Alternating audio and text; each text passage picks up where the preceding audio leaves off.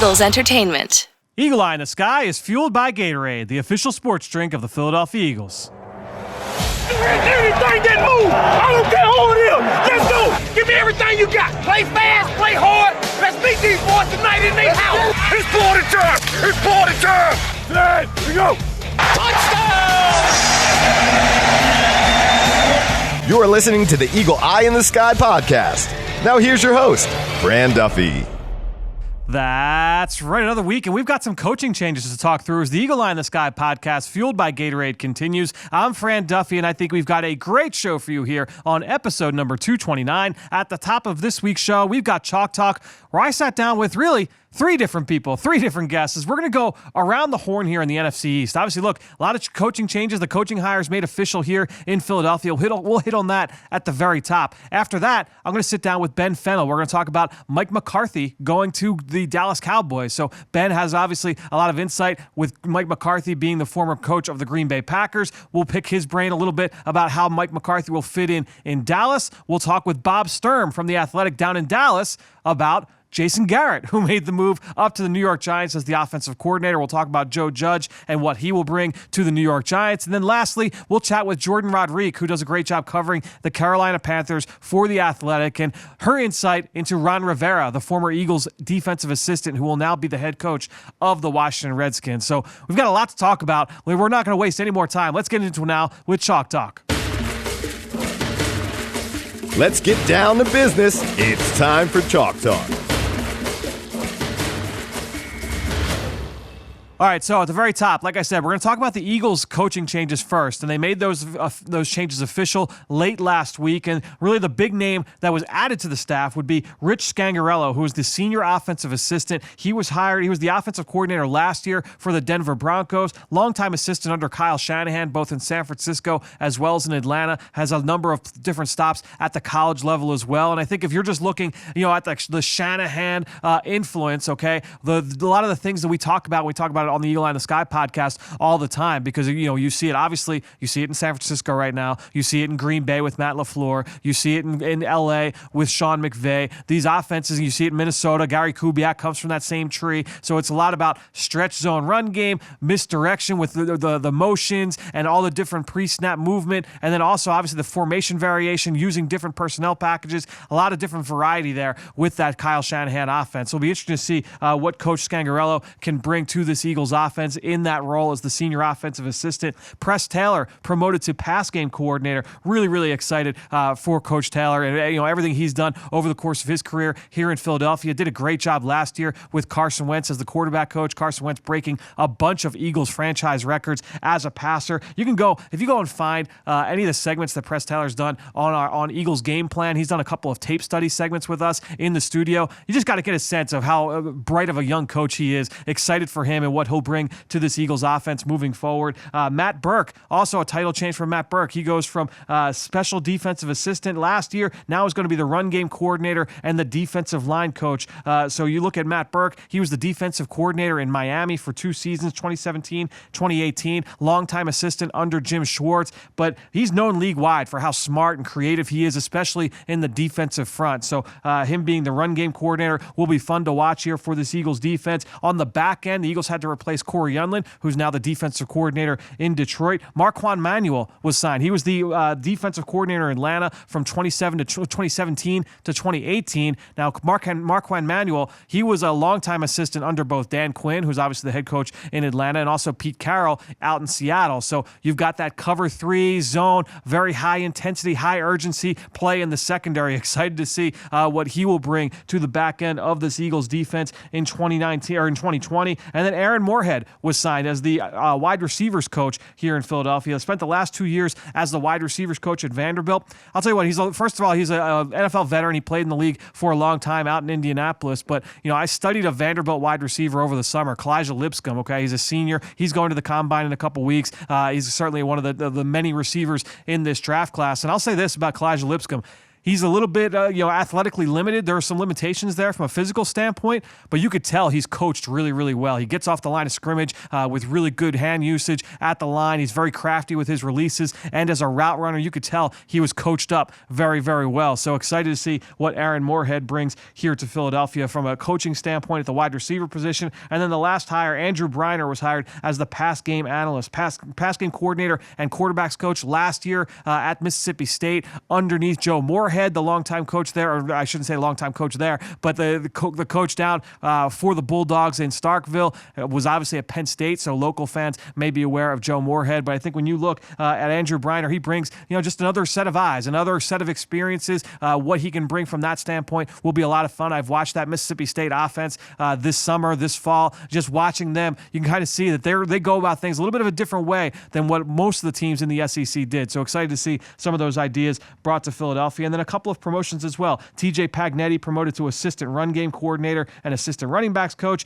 Dino Vasso being promoted to assistant coordinator of the defense. You talk with any players on offense or defense, they will talk about what both Ryan Pagnetti, TJ Pagnetti, and Dino Vasso, all three guys really, what they bring to this Eagles team and working with these guys and getting them ready on a weekly basis. So happy for all the guys that got promotions. Excited to see what all the new additions bring to this Eagles coaching staff. Will be a lot of fun. And again, if you do want to go and learn more about these new Eagles coaches, all you got to do is go subscribe to the Eagles Insider Podcast with Dave Spadaro. Over the next few weeks, he's going to be sitting down one-on-one with all of these coaches so you can get a really good sense of their background and what they're going to bring to this staff. So it's going to be a lot of fun to watch that over on the Eagles Insider Podcast over the next few weeks. Hope to have some of those coaches as well on the Eagle Eye in the Sky podcast here as well before their start of the 2020 season. All right. Now, let's transition to the next part of this show because obviously, look, the Eagles coaching changes, they were just made final, but the NFC East has been a whirlwind over the last couple of weeks. And you talk about the changes really at all three teams surrounding the Eagles. All three of their rivals have changed head coaches. We're going to start in Dallas, where Mike McCarthy is now the head coach of the Dallas Cowboys. He replaces Jason Garrett. To go and get inside the mind of Mike McCarthy, get a little bit of a sense of what he brings to the table, I sat down with our friend Ben Fennell here to kick us off in Chalk Talk. All right, so we're going to start things off here with talking about the Dallas Cowboys, their new head coach, Mike McCarthy. Obviously, a lot of changes there in Dallas for the first time in a while, and we're going to welcome in our friend Ben Fennell. Ben, welcome back to the Eagle Eye in the Sky podcast. It's good to be on. It has been a while since you want to say training camp? Yeah. Obviously, every week you can hear us on the Journey to the Draft podcast. But this week, we're going to talk through the hiring of Mike McCarthy to be the head coach in Dallas. Now, Ben does great breakdowns for The Athletic, covering the Green Bay Packers, a team he followed for a long time. So I wanted to bring you on, just kind of talk about Mike McCarthy's philosophy. What are Eagles fans, what are the Eagles now going to see twice a year with Dallas with Mike McCarthy as the head coach? Now, he had that year off in between.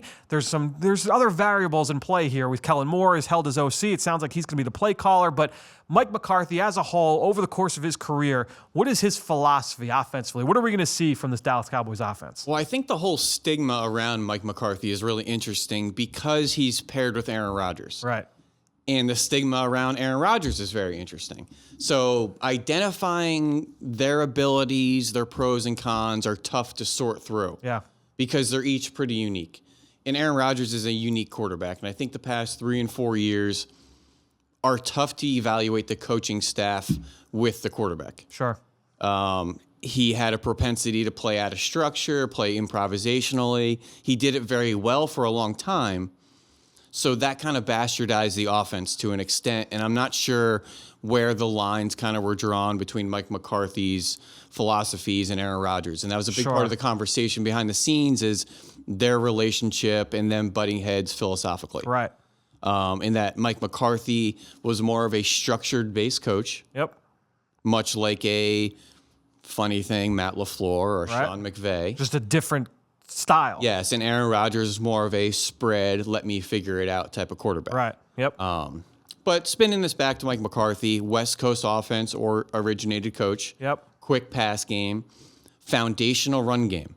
And the joke in Green Bay for a long time was you're only running the ball so we can pass it. Right. And big believer in the stretch outside zone game. Okay. And then working the play action shot plays off of it. All right. So the first part of that, the outside zone stuff, that plays with what Dallas has pretty consistently done with But I Zeke. thought Dallas has been pretty multiple in their run game. Yeah. They like to get their guards on That's the fair. move That's in a the good point. sweep Yep. game, a lot of A lot of the counter counters, runs. yep. I think you're going to see a lot more focused in the run game. Okay. The way the Rams and the 49ers are operating.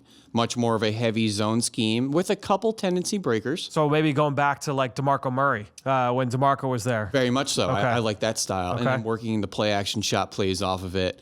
And then the West Coast principles outside of that. So it was like, I just remember breaking down Green Bay. What fascinated me watching that McCarthy offense in Green Bay when they were really humming was it was the same basic concepts like all the time. It was like double slant, slant flat, stick, like all the basic like day one install West Coast offense plays. Yes.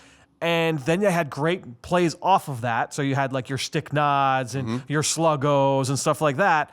And then you had just Aaron Rodgers who could be a freak show and make those plays outside of structure. Like that was, to me, that was the offense. Right. And he's more of the, for lack of a better word, the archaic scheme-based coach Right. than the new age innovative coach. Sure. And I think that's where fans got a little frustrated over the past 5 years, and you started to see these kind of exotic offensive designs and the way Sean Payton evolved his offense with the Saints, and you just didn't see that with the Packers. And as you started to see more run-based quarterbacks with Colin Kaepernick, Yep. and there was a lot of creativity in the league. Yeah. And as the Packers offense was kind of middling, you just didn't see any of those creative elements. Yep. And I think that's where it gets misconstrued with Mike McCarthy because he is creative and he is multiple. Right. And it's fun to watch him be creative with his weapons. And the way he ran his offense with Jermichael Finley Sure. was Okay. completely different than the way he ran it 2 years ago. Right. Jermichael Finley was a freak show tight end that he profiled in the offense. Yeah. That's a good When call. he got Randall Cobb, Right. he changed his offense. Yeah. He started putting Cobb in the backfield. Who is ran- also in Dallas, by the way. He's a ran- free agent, but ran more yeah. option routes, Yep. things like that, played Yep. to his ability. So I think he has the ability to play to his talent as well. Not to mention a big aspect of his offense, the screen game. Yeah.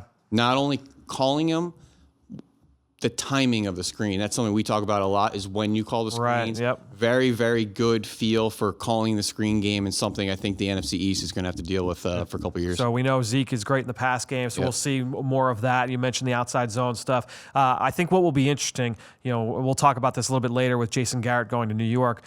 Dallas before last year was very isolation route based. Like they wanted their guys to go and win, even though they didn't have guys necessarily that could go and win. That's why they had to trade for Amari Cooper. They drafted Michael Gallup. They had to go get those guys. But this isn't necessarily that. You're going to have those concepts. But when they brought in Kellen Moore, they named him offensive coordinator. Last year, we saw an increased amount of good, really effective 2- and 3-man route concepts. We saw stacks, we saw bunches, we saw pre-snap motion. So the marriage between Kellen Moore, who it sounds like is going to call plays there in Dallas, along with Mike McCarthy, who also has had the year off. There's been all the, there's a lot of the media stuff that you can go and find of, the work that he's done, the retired coaches convention he held in Pittsburgh, and him visiting with PFF and stuff like that. Like, how much has he changed, and then how much is that Kellen Moore impact going to have? It's going to be interesting to watch and kind of follow that over the course of the season. Yeah, and my last 2 points, huge players coach. He's a guy that I think people like to play for, and even though he had the kind of contentious relationship with Aaron Rodgers, a guy that I think players really kind of flocked around and enjoyed playing for. Right.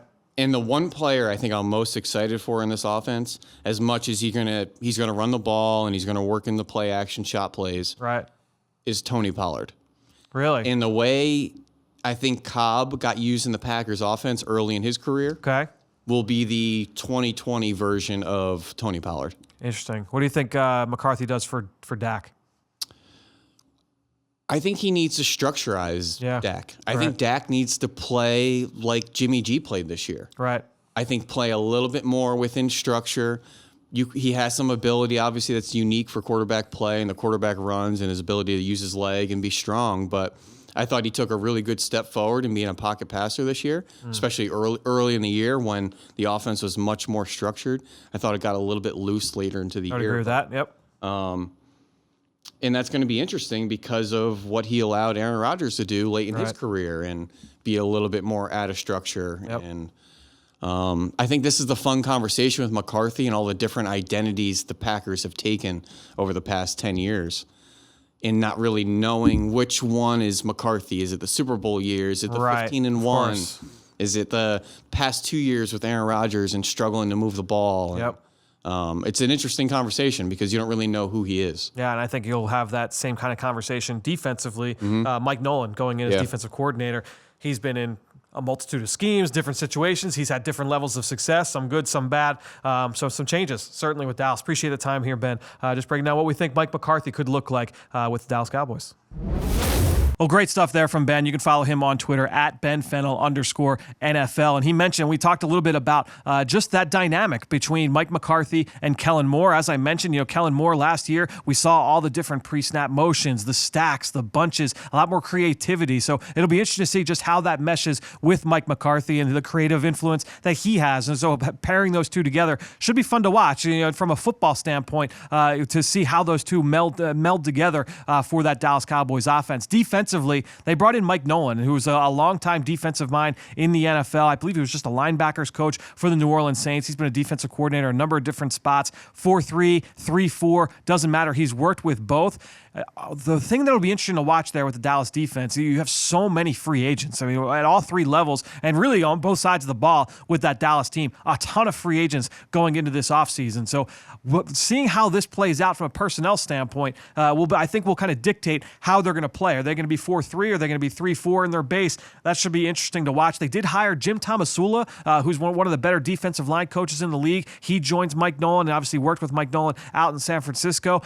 He's predominantly been a 3-4 defensive line coach. So that will be interesting to watch here with the Cowboys moving forward. But the personnel changes with free agency on the horizon, I think that will dictate more so than anything how they play on the defensive front, because you got a new staff on that side of the ball as well. All right, let's go over to the New York Giants next, okay? They hired Joe Judge, one of the surprise moves of the offseason. No, not really on the radar of a lot of fans, of a lot of media. Joe Judge has been a longtime special teams coordinator and most recently the wide receivers coach in New England. Young guy. He's from the area, from the Philadelphia area. So this is a guy I think that brings a lot of energy. He wants to be versatile. He wants to be multiple. He wants to put his guys in positions to succeed. He's saying all the right things up in New York and surrounded himself with a lot of former head coaches. And one of those head coaches was Jason Garrett, the former head coach of the Dallas Cowboys. So I caught up with Bob Sturm, who covers the Dallas Cowboys for The Athletic. He joins us next here on Chalk Talk.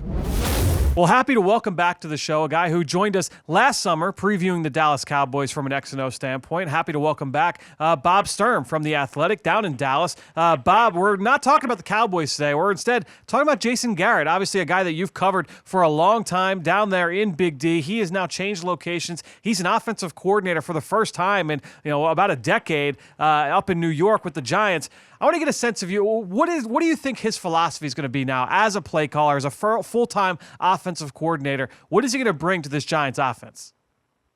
Well, I think the first goal will be to figure out how to best utilize what they have up there weapon-wise, and when we certainly know the Giants need more dynamic playmakers. But all things being equal, the Jason Garrett ability to kind of get the offense going at different times has been very impressive. I mean, the 2007 Cowboys, for instance, when he had young Tony Romo and a solid run game and Terrell Owens and Jason Witten in his prime, I mean, they ran the ball up and down the field as well as anybody, and they mixed pass and run, and they scored a ton of points, and they were incredible. Other Jason Garrett offenses have what's interesting about it is often you can say a coach, and both of us in our heads can picture what their scheme is and what their philosophies are. Jason Garrett has had so many different iterations of what his offense is that you could argue he isn't necessarily married to any of them, but he also isn't necessarily associated with too many of them either. I mean, right. We've seen I think the best example of Jason Garrett and maybe the frustrations people have down here in Dallas is, I want to say 2012 and 2013, nobody passed the ball more than the Dallas Cowboys. They were 32nd in runs, as I recall. And then in 2014, they went number one in runs, like overnight. And you never see that with the same guy, right.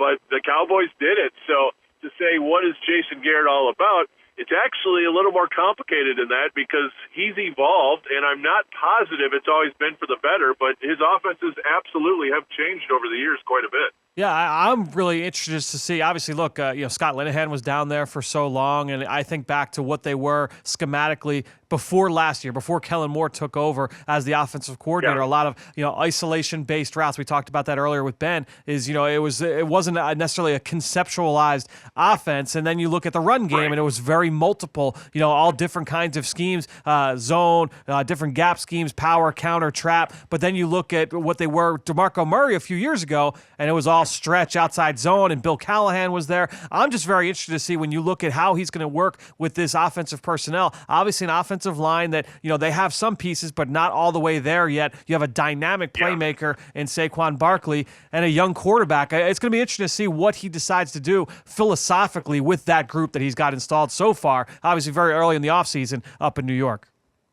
Yeah, I couldn't agree with you more. And what's crazy about it, and this is probably the baggage that most Cowboys people would have, is that this might be, as crazy as this sounds, this might be a real opportunity to find out what Jason Garrett truly believes. Right. And I know that doesn't make any sense when a guy's been a head coach for 10 years, but to understand the decision-making and the philosophies of the Dallas Cowboys, you almost have to understand the power structure.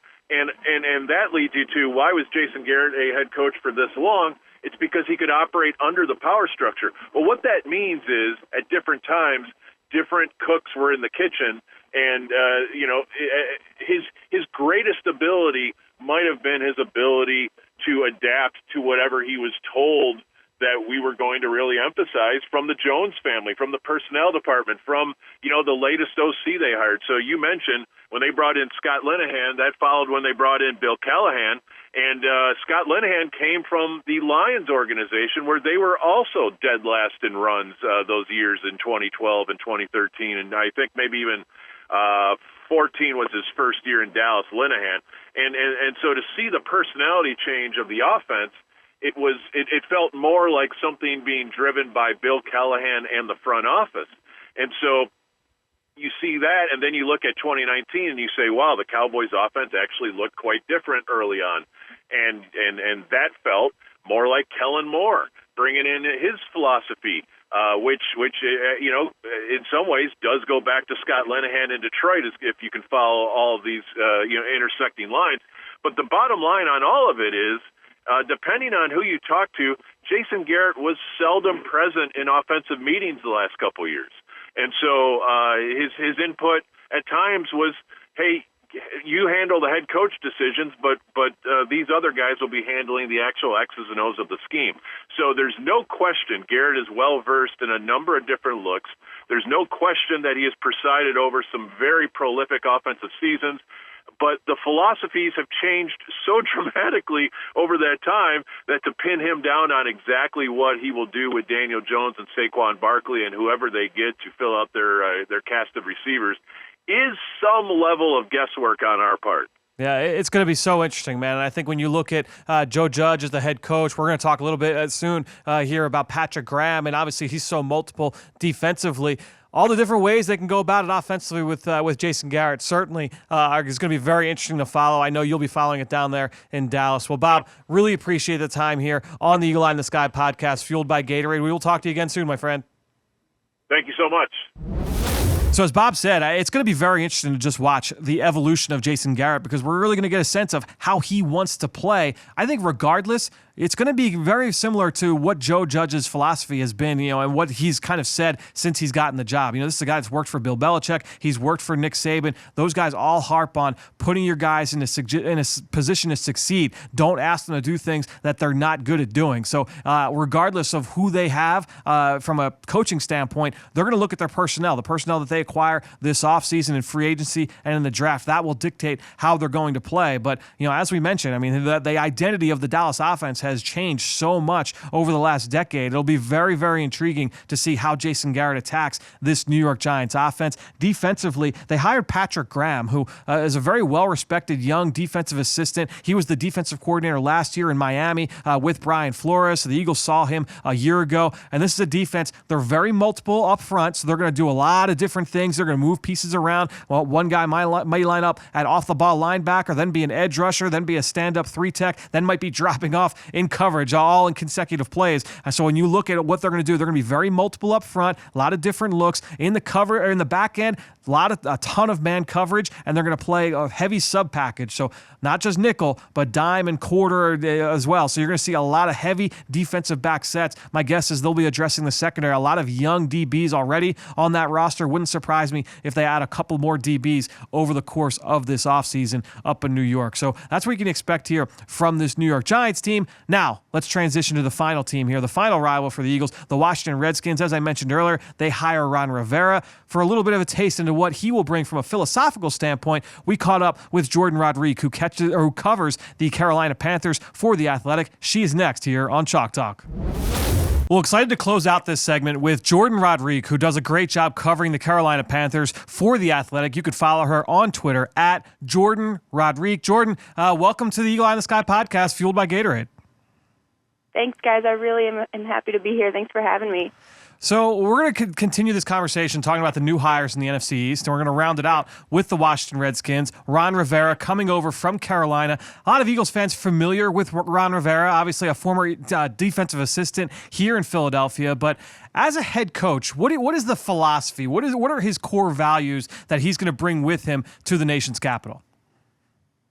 Well, he's got a little old-school mindset with him. You know, obviously being a former linebacker for the Chicago Bears, he kind of brings that 85 Bears mindset with him a little bit. You know, he's very much about his personal values and kind of installing those within the locker room. I would say that the characteristics of his teams overall, I mean, obviously the last 2 years were a little dicey, but overall the characteristics of his football teams have been extremely aggressive, defensively focused in terms of being versatile, really being kind of hit you in the mouth defenses, usually great linebacker core and a great defensive line. And so I think that his things that he's most excited about in Washington is getting to work with some young talent at those two positions and trying to build them up to kind of be the identity of his roster.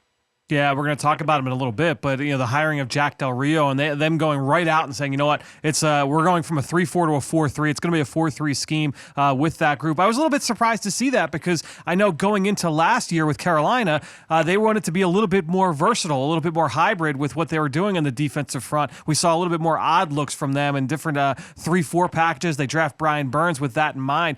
Did that shock you at all that he went and so hard right away was like, yeah, 4-3 defense all the way, or do you think we will see some hybrid looks from that defensive front? I think it'll be hybrid. I think it benefits him to say that it's a 4-3 right away. I think that benefits him very much because that's a good foundational piece that he can use. Even in Carolina's, even with the Panthers last year, they said they were shifting, quote unquote, to a 3-4, but they actually ended up playing 4-3 about half the time because of just the looks that they were getting on from offenses. And so, and they played a ton of nickel. So that's another thing that I think you'll see a lot of nickel in Washington. But I think that, Ron, he's going to love being hybrid. Jack Del Rio and himself are probably kind of giddy over the prospect of some of these guys that they have on the roster.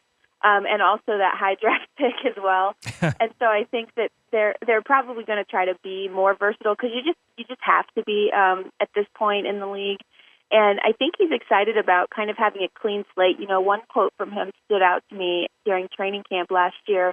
He thought there was too much tape on the Panthers defense, and that was part of the reason why he shifted to the 3-4s because offenses were starting to figure them out. He's a defensive guy with a defensive coaching tree. And so his guys have kind of run their defenses across the league, and those defenses have had some of Rivera's stamp on it. And so for him being able to go over with new personnel, a new defensive coordinator in Washington, he kind of gets to start fresh in a way while using some of his fundamentals because he was feeling like his plays and his calls, his designs were maybe a little bit too spread out across the league at that point. Yeah, we know that all teams that have Washington on the schedule this year will certainly be looking back at all that Carolina film. Last question I've got for you, Jordan. You've got some unique insight as well. Just with Scott Turner, the offensive coordinator, Norv Turner's son, is now going to be the OC with Washington. Any thoughts on what he'll bring to Dwayne Haskins and Darius Geis, Terry McLaurin, the rest of that Washington offense? Yeah, Scott actually took the lead on working with Cam Newton here in Charlotte. And for the time that Cam Newton was healthy, he was fantastic. His completion percentage had never been higher, and the offense was running really efficiently with him at quarterback. And so I think that Washington can kind of look forward to what he could bring specifically, behind the scenes in coaching up a young quarterback and developing a quarterback. In Cam Newton's case, obviously being a veteran, but having so many different types of coordinators and so many different types of quarterback coaches in the past. I think that, he'll be good. Scott Turner will be good for Dwayne Haskins. And I also noticed this about Scott Turner in the 4 games that he kind of took over as interim offensive coordinator in Carolina. He wasn't afraid to try things differently. If something wasn't working, and I use the example of Curtis Samuel, they were sending him on these really low probability routes, and they were also not getting him the ball. I mean, he was getting overthrown something like 85% of the time. And so they switched up his role, and they used him more on reverses. They used him more kind of in a halfback and versatile role. And he actually thrived more in that role. And so that was Scott Turner deciding, hey, this isn't working for this guy, so we're going to adjust our offense a little bit to fit the personnel that we have. So I think you're going to see a lot of that from him in Washington. Yeah, I know he was very vocal when he first got hired there that they're going to be going out and getting a lot of people to surround Dwayne Haskins with. So not just the guys that are there, but certainly seem like they'll be a little bit active in free agency and certainly in the draft to get some offensive skill around Dwayne Haskins. Well, Jordan, really appreciate the time here on the Eagle Eye in the Sky podcast fueled by Gatorade. Thanks so much, and we'll see you out in Indy for the Combine. Thanks for having me. Looking forward to it. So Jordan did a great job of really kind of covering all 3 of these main people here, right? We talked a little bit about, obviously, Ron Rivera. He's going to bring that old school mindset. He's been, obviously, offensively, he wants to be able to run the football. They want to be able to control the clock. You've seen what they've done over the last couple of years with Christian McCaffrey. Scott Turner is going to bring a little bit of that mindset with him to the Washington Redskins. They've got, obviously, look, Chris Thompson, the longtime one of the best third down backs in the NFL. He's a free agent this year. So will he be able to be a factor in the passing game? Darius Geis, he's got to be able to stay healthy. Don't count out Bryce Love. He was a mid-round pick for Washington a year ago, was very, very productive as Christian McCaffrey's replacement at Stanford. So a little bit of that, he's got a very similar skill set. So I wonder if they'll take Bryce Love, kind of use him in some similar ways that they used Christian McCaffrey. Maybe a little bit of a name to keep an eye on here, as long as Love is able to recover from that torn ACL he suffered 2 Decembers ago. So he missed all of last season. We'll see if he's able to come back and be healthy. But just a name to keep an eye on here as we move into 2020 on the offense. Defensively, as I mentioned, Jack Del Rio came in and said right off the bat, look, we want to be a 4-3 scheme. We want Ryan Kerrigan and the first round Montez Sweat. We want those guys getting upfield. We don't want them dropping back into coverage. You would say the same about Chase Young as well if the Washington Redskins do select Chase Young at number 2 overall. So they're going to try and be more of a 4-3 scheme. As Jordan mentioned, I also agree with her. I believe that they will be a little bit more multiple than that. It wouldn't shock me if they change some things up from a front standpoint from time to time, but this is a team that's very, very good along the defensive front. That's a well-coached group as well. Jim Tomasula, who now is in Dallas, was previously in Washington. He had those guys humming. So that's a good group up front. A lot of free agents for Washington as well. So we'll see how that roster is massaged and adjusted over the course of the next few months. So always fun to kind of check in, go around the horn a little bit in the NFC East. Really appreciate all 3 of our guests, both Ben Fennell, Bob Sturm, and Jordan Rodrigue for joining us here on the Eagle Eye in the Sky podcast. And really quickly, the best way to support the show, we love it every time you guys support us on social media, but if you go on to Apple Podcasts, Stitcher, wherever you listen, leave us a rating and leave us a comment. That is the best way to support the show. I wanted to give a little bit of a shout out to somebody who did just that, and that's Kay Pitpost, who left a 5-star review on our Apple Podcast page and said a really nice comment. Said, unlike so many shows today that focus on chest-thumping prognostication, Eagle Eye in the Sky humanizes football and focuses on the pregame and in-game chess match that coaches deal with every week, and called the show an easy-to-listen-to gem. So, Kay Pitpost, really appreciate that. Thank you so much for the comment. Thank you for the review. Really appreciate everybody that has had a chance to do that. Again, want to thank everybody for filling out that survey over the last few weeks. Really, really huge help for us as we prepare to make some adjustments. We're trying to make this show better for you as we get into the 2020 season. So that'll do it. Another show in the books here on the Eagle Eye in the Sky podcast, fueled by Gatorade. For everybody here at the NovaCare Complex, I am Fran Duffy. We will talk to you next week.